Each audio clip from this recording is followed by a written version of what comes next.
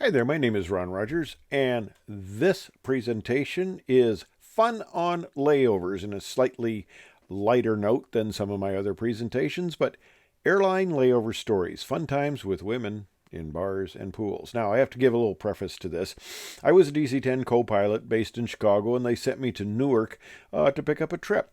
And I'm waiting there in operations. The papers are all laid out. I'm waiting for the rest of the crew to show up. And these two guys come in with non-captain hats. And okay, I think that's not my crew because I need a captain and an engineer. I'm the co-pilot. And this was back, for those of you who are slightly confused, this is back when pilots actually wore caps. Yes, okay.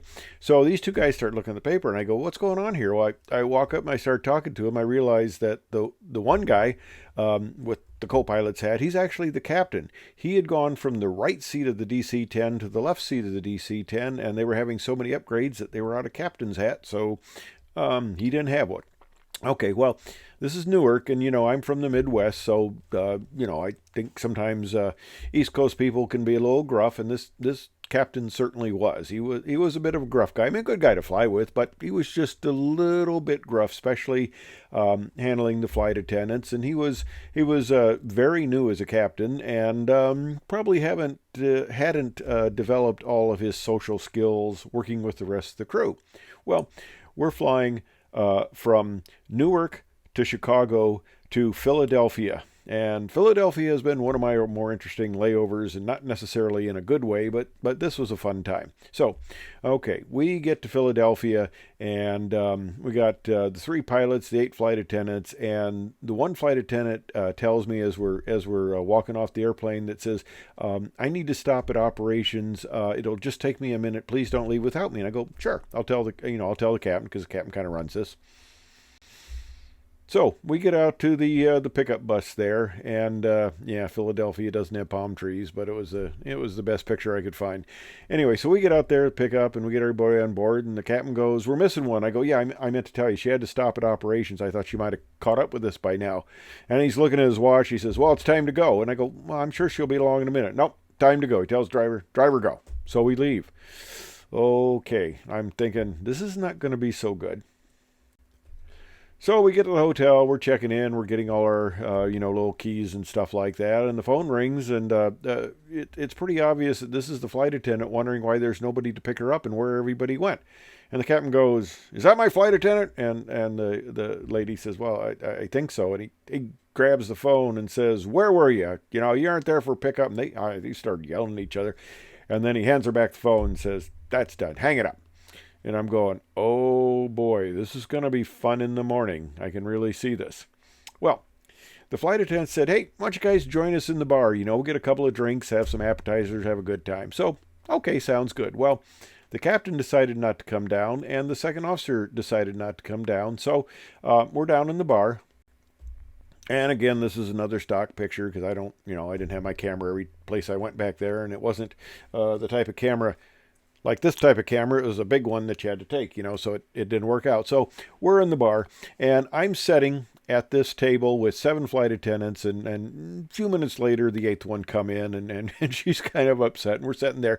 But it's me and 8 flight attendants, and we're sitting there, and we're just having a good time. We're laughing and stuff like that. And I'm sitting next to the purser, the A flight attendant, the lead flight attendant, the most senior one who kind of runs everything. And I'm sitting there talking to her, and we're having a good time. And she leans over to me and she says, "Take a look around." And I go, "What?" And she says, "Yeah, there are 7 other guys," and that's all that was in the bar. It was us at this one table, me and 8 flight attendants, 7 other guys at single tables, sitting there, nursing their beer, looking at us. She says, "They've been staring at you for a while. They must think you're hung like a horse." And so we laughed about that. And, well, we're having a good time. She says, "You could give a flight attendant each one of those and still have me left over." So we laughed about that. But anyway, we were having a few beers and stuff like that, a little bit of wine, and this one Southern Belle flight attendant, I'll call her, because she was a very new flight attendant, and I don't think she was used to partying and having a few beers and stuff like that. So she gets just a little bit snockered, and she had just been out of training. She says, "You know what they teach us to do?" And I go, no, what do they teach you to do?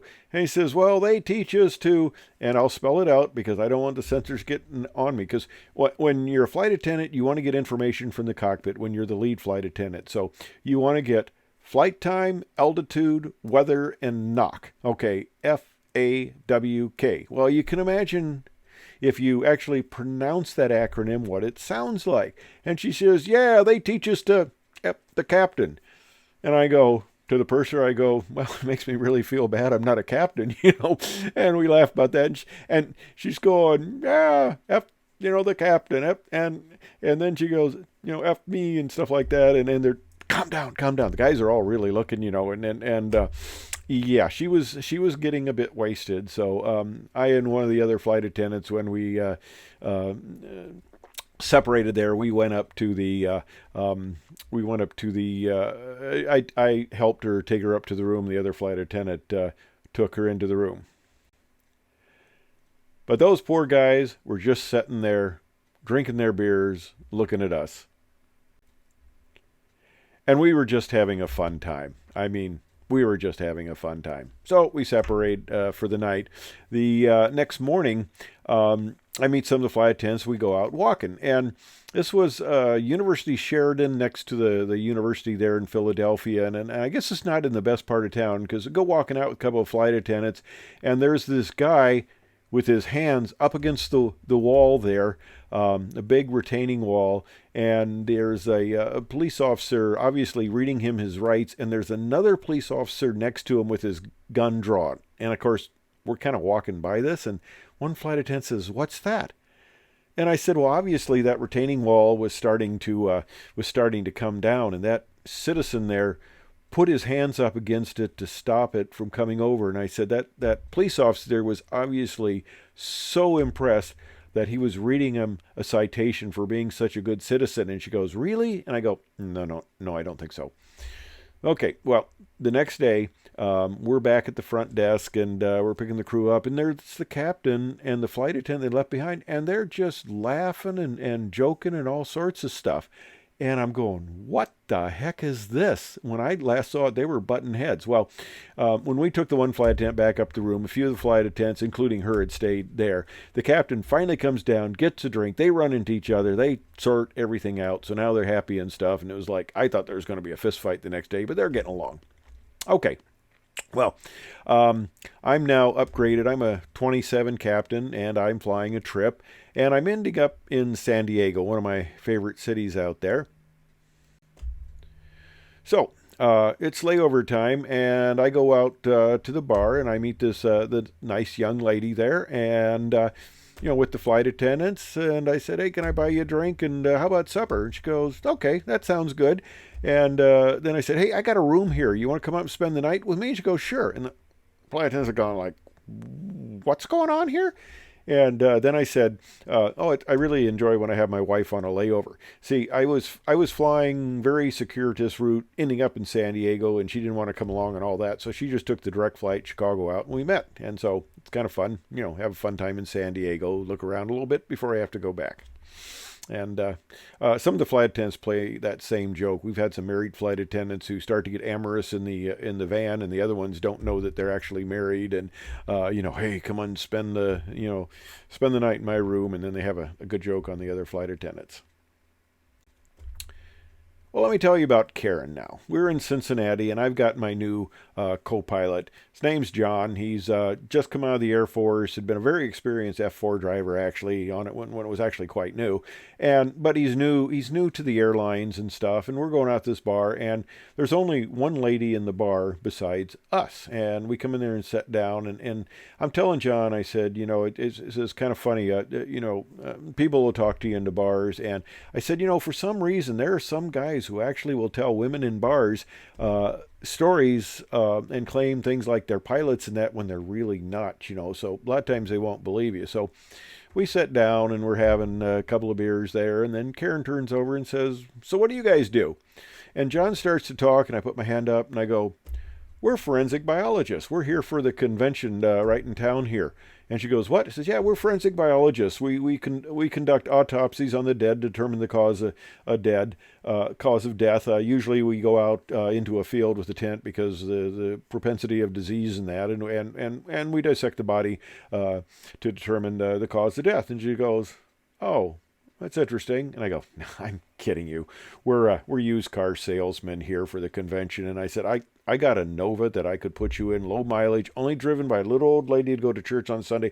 You would love this car. It's a cream puff. I can make you a deal on it. Of course, her eyes are starting to glaze over a little bit. No, I'm kidding. We're not used car salesmen. I said, we're insurance salesmen. And, she gets kind of the same look. I said, I can tell just by looking at you, young lady, that you are probably woefully underinsured.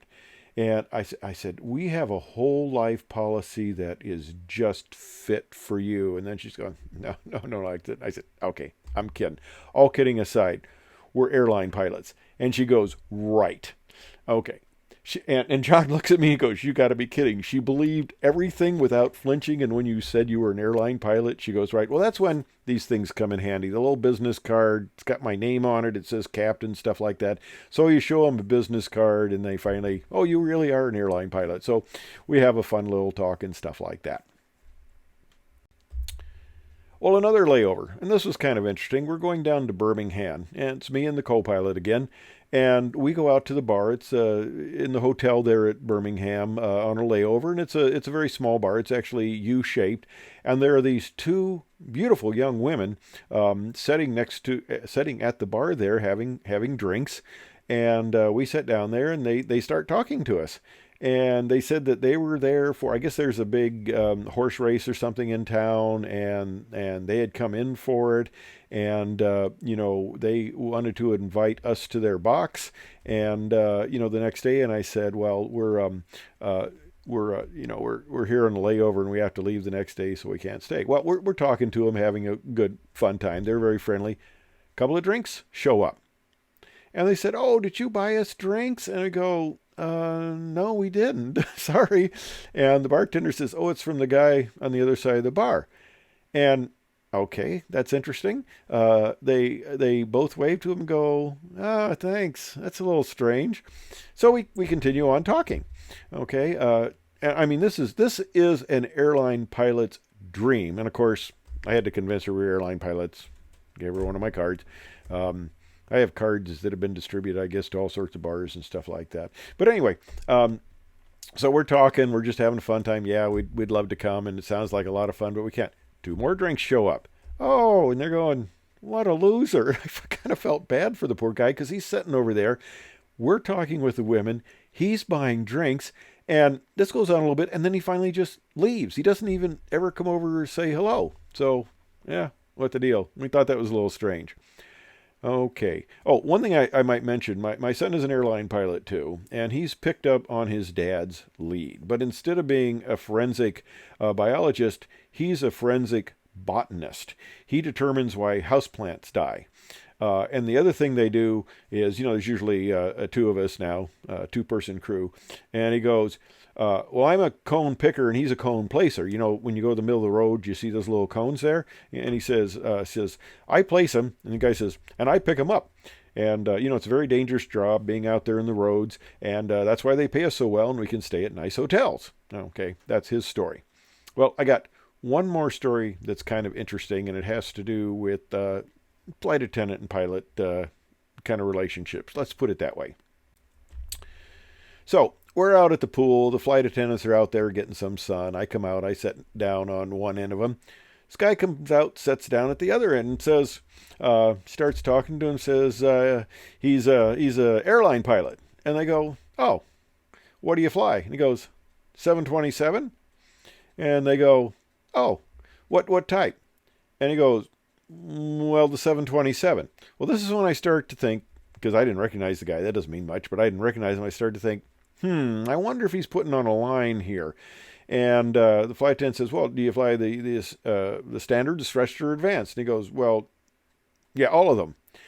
And I said, so I kind of put my head forward and I said, oh, a three-holer, pilot on the three-holer. What crew position? And he goes, well, I'm the pilot. Okay, you must be the captain then. He goes, yeah, I'm the captain. And I go, Captain, what flap setting do you like mostly on the 27? We have quite a discussion here. What flap setting do you like? And he goes, well, I use takeoff flaps. And I go, yeah. What are they? We got a couple different takeoff flaps configurations, and guys have their thoughts about which one they like. And he says, he's kind of hemming. I left something in my room, and then he leaves, and we kind of have a little chuckle about that. And I said, well, the guy made two basic mistakes. I said the first one is he's trying to impress somebody with an airplane that he apparently knows nothing about. And I said the second big mistake he made is he actually thinks that a flight attendant would be impressed by telling them that he's a pilot. And we all laughed at that. Yeah, if there's anything flight attendants are not impressed, okay, word to the wise, if you ever try to pick up flight attendants next to a pool or bar or any place, telling them a pilot is not going to impress them what's at all. They spend way too much time with us. They are not impressed by pilots for the most part. Anyway, those are some layover stories. I have a few others, but those are kind of, I think, some of the more fun ones. So anyway, I hope you enjoyed it. I hope you found it entertaining, and thanks for stopping by.